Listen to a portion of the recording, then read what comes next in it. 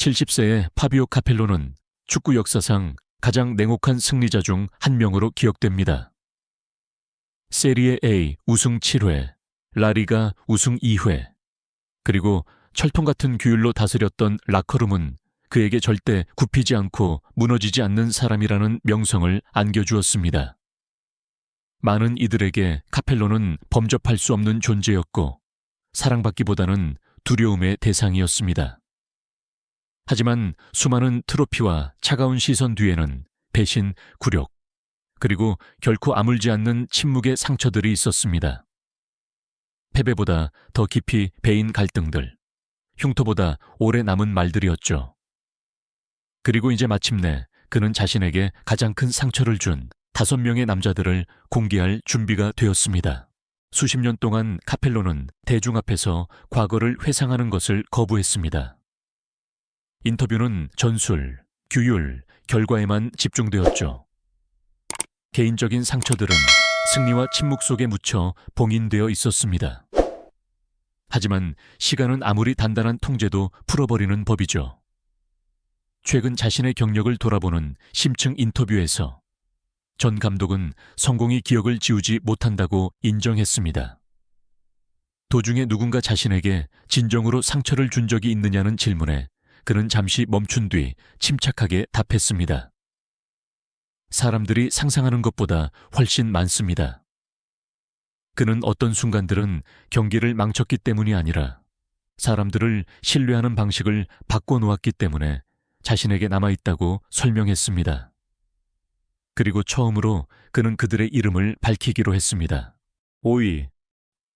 플로렌티노 페레스 카펠로에게 가장 깊은 상처는 항상 경기장에서 오는 것이 아니었습니다. 그중 하나는 위에서 왔죠.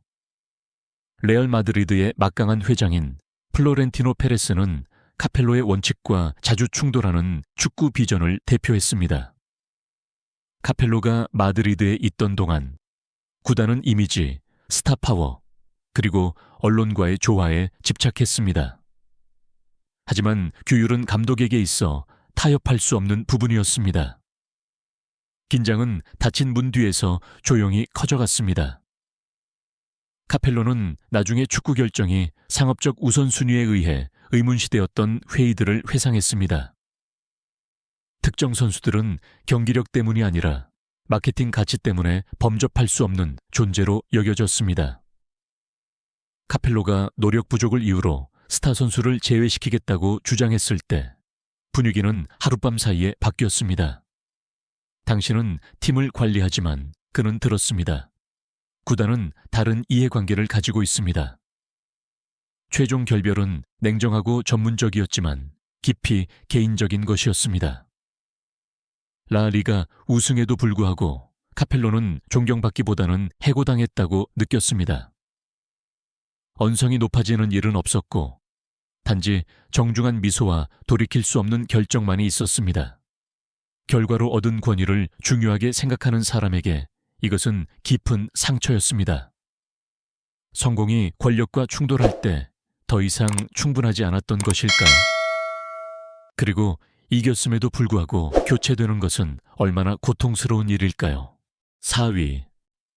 프란체스코 토티 파비오. 카펠로에게 프란체스코 토티와의 관계만큼 복잡하고 감정적으로 고조된 관계는 거의 없었습니다. AS 로마에서 토티는 단순한 선수가 아니었습니다. 그는 도시의 상징이자 주장이며 클럽에 범접할 수 없는 심장이었습니다. 카펠로는 그의 재능을 깊이 존경했지만 그 존경심에는 불가능한 부담이 따랐습니다. 규율은 전설적인 선수들에게도 예외 없이 적용되어야 했습니다. 균열은 카펠로가 전술적 희생을 요구하는 순간들에 나타났습니다. 토티가 자신의 자유보다는 시스템을 위해 더 깊이 내려와 플레이하도록 요청받았던 경기들이 있었습니다. 팀에 가까운 사람들에 따르면 대화는 침묵으로 대체되었습니다. 라커룸에서 카펠로는 그에게 위대한 선수들은 팀을 먼저 위해야 한다고 말했다고 합니다. 그 말은 단호했지만 모욕적이지는 않았으나 그의 마음에 큰 부담을 주었습니다. 클럽 밖에서는 소문이 점점 커졌습니다. 언론은 카펠로를 로마의 영혼에 무감각하고 경직된 사람으로 묘사했습니다. 팬들은 본능적으로 그들의 아이콘 편을 들었습니다.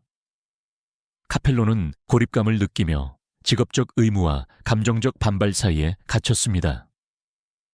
나는 그의 위대함을 의심한 적이 없다고 그는 나중에 인정했지만 리더십은 어려운 선택을 요구한다고 덧붙였습니다.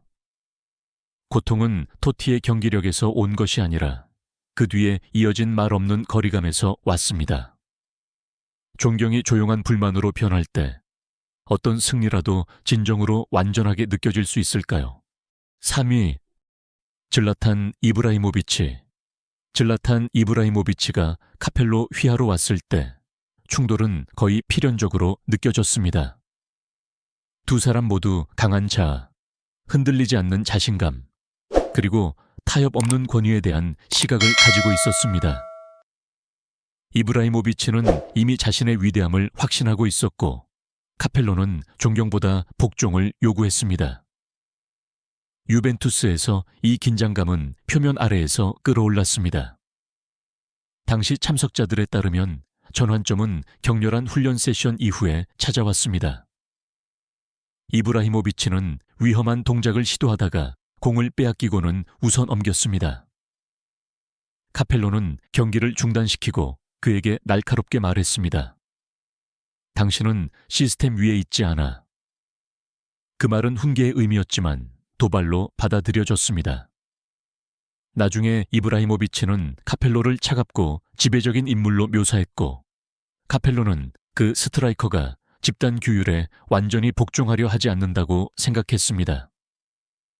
이브라히모비치가 팀 동료들 앞에서 전술 지시에 의문을 제기했을 때 상황은 악화되었습니다.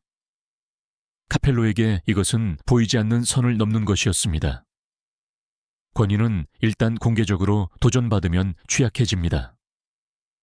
재능은 존경 없이는 쓸모없다고 그는 닫힌 문 뒤에서 말했다고 합니다. 그들의 프로페셔널한 길은 갈라졌지만 그 기억은 남아있었습니다. 여기서의 고통은 배신이 아니라 대립이었습니다.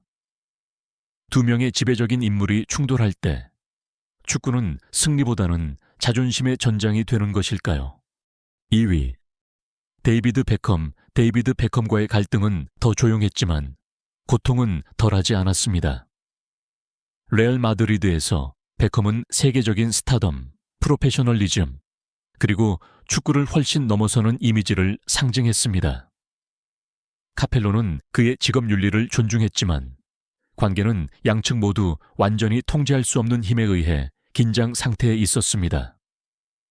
갈락티코로 가득 찬 스쿼드에서 베컴은 종종 상업적인 축구의 상징이 되었고 카펠로는 본능적으로 이에 저항했습니다. 베컴의 계약이 갱신되지 않을 것이라는 통보를 받았을 때 긴장은 최고조에 달했습니다. 그는 강도 높은 훈련을 계속했음에도 불구하고 경기 출전 명단에서 제외되었습니다. 카펠로는 나중에 그 결정을 전술적인 것이라고 설명했지만 인간적인 대가는 남아있었습니다. 베컴은 사적으로 그에게 다가가 저에게 더 이상 무엇을 원하십니까? 라고 물었다고 합니다. 카펠로는 쉽게 답할 수 없었습니다. 여론은 빠르게 바뀌었습니다. 팬들과 언론은 감독이 냉정하고 심지어 잔인하다고 비난했습니다. 부상이 발생하고 성적이 떨어지자 베컴은 다시 소집되어 결정적인 활약을 펼쳤습니다. 그 아이러니를 무시할 수는 없었습니다. 카펠로는 노출되고 의문을 받고 위상이 훼손되었다고 느꼈습니다. 여기서의 상처는 미묘했습니다. 분노가 아니라 후회였죠. 축구 결정이 정치와 인식에 가려졌다는 느낌이었습니다. 프로페셔널리즘이 권력 게임과 만날 때 누가 진정으로 대가를 치르는 걸까요? 1위 안토니오 카사노 카펠로는 가장 깊은 상처가 한때 자신이 보호하려 했던 사람에게서 왔다고 인정합니다. 안토니오 카사노는 순수한 재능, 순수한 본능, 한 번의 터치로 빛을 발할 수 있는 선수였습니다. 카펠로는 규율이 그 혼돈을 위대함으로 빚어낼 수 있다고 믿었습니다.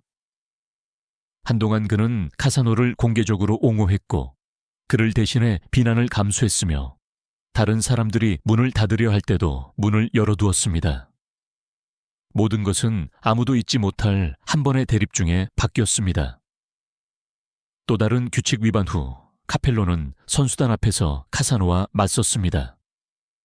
언성이 높아졌습니다. 카사노는 사과 대신 반항적인 태도로 맞받아쳤습니다. 목격자들에 따르면 카펠로는 방을 얼어붙게 만든 한 문장으로 논쟁을 끝냈습니다. 재능은 기회를 주지만 면책 특권을 주지는 않아. 카사노는 나중에 인터뷰를 통해 감독을 모욕적이고 권위적인 인물로 묘사했습니다. 카펠로에게 이것은 단순한 불복종이 아니었습니다. 그것은 배신처럼 느껴졌습니다. 아무도 그를 변호하지 않을 때 내가 그를 변호했다고 그는 나중에 회상했고 그는 그것을 공개적인 전쟁으로 만들었다고 덧붙였습니다. 관계는 회복 불가능한 지경으로 무너졌습니다. 이 고통은 스타들이나 회장들과의 충돌과는 달랐습니다. 그것은 개인적인 것이었습니다. 당신이 구하려 했던 바로 그 사람에 의해 신뢰가 깨졌을 때 어떻게 다시 신뢰를 줄 수 있을까요? 70년의 삶과 최고 수준에서의 수십 년을 돌아보며 카펠로는 쓰라림이 아니라 명확한 어조로 이야기합니다. 그가 밝힌 각 이름은 자존심의 도전, 깨진 신뢰, 훼손된 권위, 잃어버린 충성심 등 다른 종류의 상처를 나타냅니다. 그 어느 것도 그의 성공을 지우지는 못했지만 그 모든 것이 트로피 뒤의 남자를 형성했습니다. 축구는 그에게 영광을 안겨주었지만 동시에 관중석에서는 거의 볼 수 없는 침묵, 희생, 그리고 감정적인 상처를 요구했습니다. 카펠로가 이 장을 닫으면서 한 가지 질문이 공중에 남아 있습니다. 우리가 결코 듣지 못하는 고통 위에 얼마나 많은 위대한 경력이 세워졌으며 얼마나 많은 진실이 아직 이야기되지 않은 채 남아 있을까요?